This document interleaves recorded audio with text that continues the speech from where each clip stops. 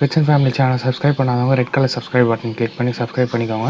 கூடயே பெல் ஐக்கானையும் கிளிக் பண்ணிக்கோங்க.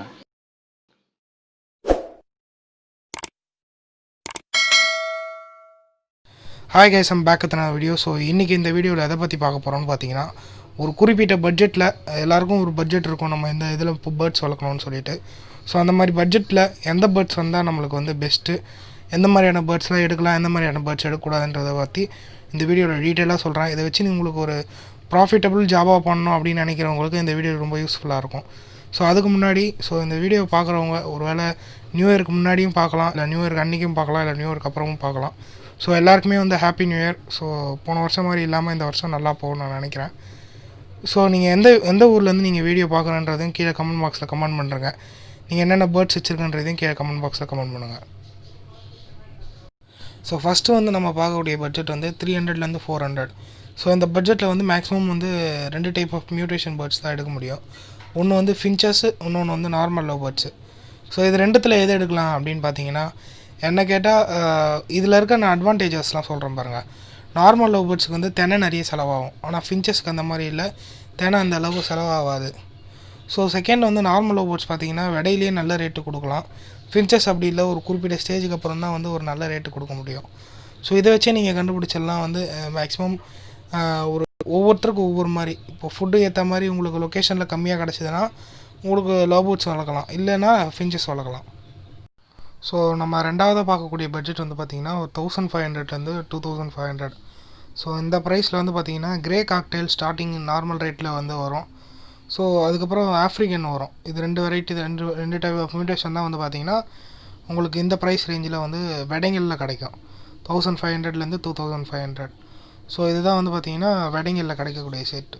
ஸோ இது ரெண்டுத்துக்குமே பார்த்திங்கன்னா மெயின்டெனன்ஸாக இருந்தாலும் சரி, ஃபுட்டாக இருந்தாலும் சரி, ரெண்டுத்துக்குமே ஒரே அளவுக்கு தான் செலவாகும். ப்ராஃபிட்டும் பார்த்திங்கன்னா மேக்ஸிமம் ரெண்டுத்துக்கும் கிட்டத்தட்ட ஒரே அளவுக்கு தான் இருக்கும். ஸோ உங்கள் ஏரியாவை பொறுத்து, அங்கே கிடைக்கிற பேர்ட்ஸை பொறுத்து தான் உங்களோட இதில் வந்து உங்களோட ப்ராஃபிட் என்னன்னு தெரியும். ஸோ இதில் இப்போ இது ரெண்டுத்தில் எது வளர்க்கலான்னு கேட்டிங்கன்னா ரெண்டுமே வளர்க்கலாம், அதுதான் என்னோடய சஜஷன்.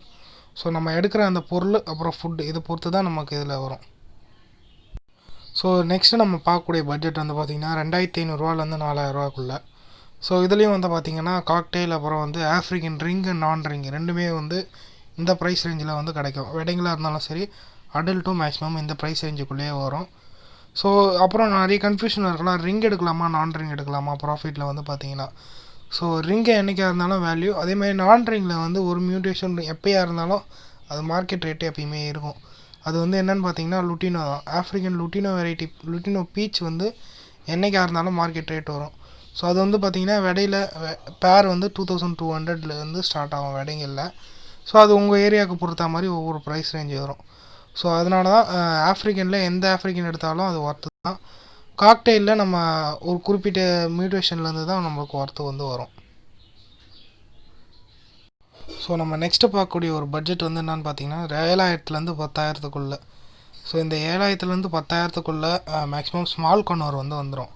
ஸோ அது க்ரீன் சிக் கன்னராக இருக்கட்டும், இல்லை பைனாப்பிள் கன்னராக இருக்கட்டும், இல்லை எல்லோ ஷேட்டர் கன்னராக இருக்கட்டும், இது எல்லாமே வந்து வெடைங்களில் இந்த ப்ரைஸ் ரேஞ்சுக்குள்ளே ஒரு பேர் வாங்கிட முடியும் வித் டிஎன்ஏவோட. ஸோ அது உங்கள் ஏரியாவுக்கு பொறுத்த மாதிரி ஒன்று மாறும். என்னோடய சஜஷன் என்னென்னு பார்த்தீங்கன்னா, நீங்கள் எடுத்த உடனே கண்ணூர் போகக்கூடாது. ஸோ ஒரு சின்ன பேர்ட்லேருந்து நீங்கள் ஆரம்பிச்சிங்கன்னா உங்களோட எக்ஸ்பீரியன்ஸ் அந்த அளவுக்கு இருக்கும். ஏன்னு சொல்கிறேன்னு பார்த்தீங்கன்னா ஒரு கிளைமேட்டுக்கு ஒரு எனக்கு செட்டிங்ஸ் ஒன்று வரும். ஸோ அதே மாதிரி பார்த்தீங்கன்னா ஃபுட்டும் வந்து ஒரு கிளைமேட்டுக்கு ஏற்ற மாதிரி சேஞ்ச் ஆகும். ஸோ அதனால் நீங்கள் சின்ன காஸ்ட்லேருந்து ஆரம்பிக்கிறது நல்லது. ஸோ நம்ம நெக்ஸ்ட்டு பார்க்கக்கூடிய பட்ஜெட் வந்து 22லேருந்து 35. ஸோ இந்த பட்ஜெட்டில் வந்து மேக்ஸிமம் சன் கண்ணூர்ஸ் வெரைட்டி தான், பெரிய கண்ணூர் வெரைட்டி தான் வரும். ஸோ இந்த கண்ணூரில் வந்து சண்டே கண்ணூராக இருக்கட்டும், இல்லை ஜாண்டே கண்ணூர், இல்லை சன் கண்ணூர், இந்த 3 வெரைட்டியில் எதுவாக இருந்தாலும் இந்த ப்ரைஸ் ரேஞ்சுக்குள்ளே வந்துடும். இப்போ நீங்கள் கேட்கலாம், இதுக்கும் வந்து 10,000 கிட்ட டிஃப்ரெண்ட் வருது அப்படின்னு சொல்லி கேட்கலாம். ஸோ அது ஒரு எல்லோ டாமினேஷன் பொறுத்து தான், ஒரு சன் கண்ணூராக இருந்தாலும் எந்த கண்ணூராக இருந்தாலும் அந்த எல்லோ டாமினேஷன் பொறுத்து தான் ஒன்றத்தோட ப்ரைஸ் ரேஞ்ச் வந்து நம்ம டிட்டர்மைன் பண்ண முடியும். ஸோ அதேமாதிரி அதோட டிஎன்ஏ, க்ளோஸ் ரிங்கா, கட் ரிங்கா, இந்த மாதிரியான ஒரு சில நிறைய விஷயம்லாம் இருக்குது.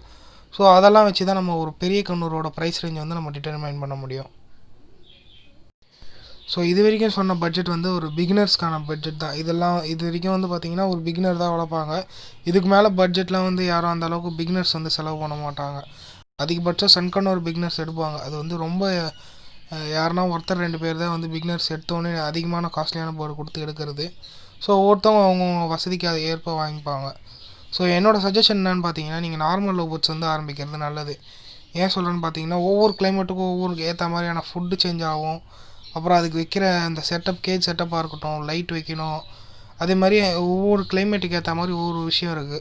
ஸோ அதை நீங்கள் நார்மல் லவ் பேர்ட்ஸ் வந்து அப்சர்வ் பண்ணாதான். ஏன்னா எடுத்த உடனே காஸ்ட்லி பேர்டு வாங்கிட்டு அது லாஸ் ஆகிடும். ஸோ அதேமாதிரி 2வது விஷயம் என்னென்னு பார்த்தீங்கன்னா, எப்பயுமே ஒரு பேர்டு எடுக்கிறதுக்கு முன்னாடி அதை பற்றி நல்லா தெரிஞ்சு வச்சுக்கோங்க.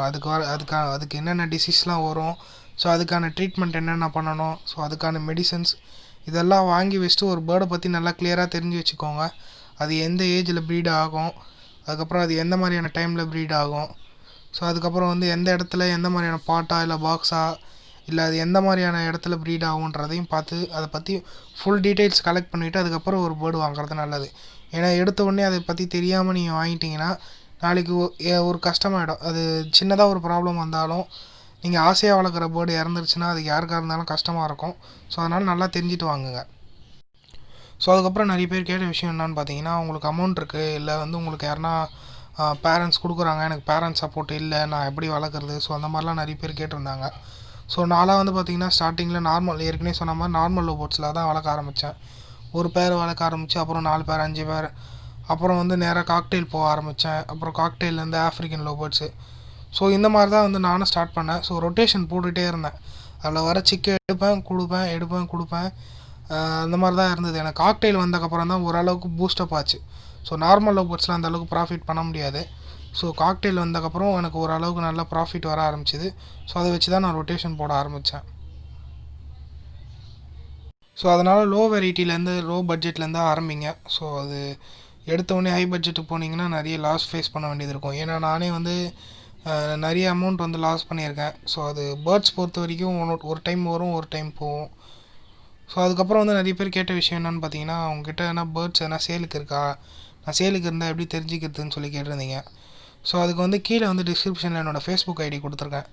ஸோ அதில் வந்து எந்த பேர்ட்ஸ் சேலுக்காக இருந்தாலும் நான் அதில் இன்ஃபார்ம் பண்ணுவேன். ஸோ அதை கிளிக் பண்ணி ஃபாலோ பண்ணிக்கோங்க. ஸோ அதுக்கப்புறம் உங்கள்கிட்ட எதனா பெட்ஸுக்கு சேலுக்கு இருந்தால் மேலே கொடுத்துருக்கேன் பாருங்கள் வாட்ஸ்அப் நம்பர். ஸோ அந்த வாட்ஸ்அப் நம்பருக்கு வந்து ஒரு 1.5 நிமிஷத்துக்கு ஒரு வீடியோ ஒன்று அனுப்பிச்சிருங்க. அப்புறம் ஒரு ஃபோட்டோ, அப்புறம் லொக்கேஷனு, என்ன ப்ரைஸு, என்ன மியூட்டேஷன்ற எல்லா டீட்டெயிலுமே எனக்கு அனுப்பிச்சிருங்க. ஸோ அவ்வளோதான் கைஸ். இந்த வீடியோ உங்களுக்கு பிடிச்சிருந்தா லைக் பண்ணுங்கள், ஷேர் பண்ணுங்கள், கமெண்ட் பண்ணுங்கள்.